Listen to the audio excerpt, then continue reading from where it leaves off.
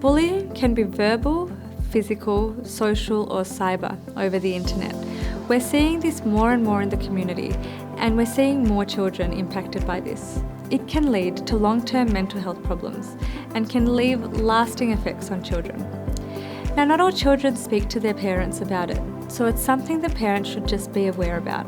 If you suddenly notice that your child is avoiding situations, if they've become quite aggressive or quite teary, if they've had a massive change in their eating or sleeping habits, they're refusing to get out of bed, or a change in their physical symptoms, so often lots of new stomach aches or headaches, it could be worthwhile just thinking about whether there's something going on that they're not really explaining to you, and particularly bullying. Now, parents can feel very helpless about this, and as a parent I can imagine it would be very stressful to approach this with your child. There are a few things that you can do that can just set this up to make it a bit easier for your child to come and talk to you about it.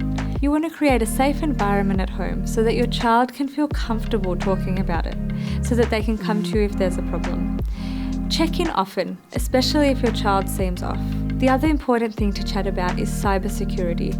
So things like sharing their details with strangers, posting pictures, sending pictures to people. Children may not be aware of the complications and the consequences of this, so it's important to talk to them about it in a really open, honest and safe way. Making sure you speak to the school early, if that's where the bullying is occurring, can be really helpful. So speaking to teachers or the school counsellor to support your child through this can be a good first step. And ultimately, chatting to the GP and getting a mental health care plan for some formal psychology can also be extremely helpful for your child.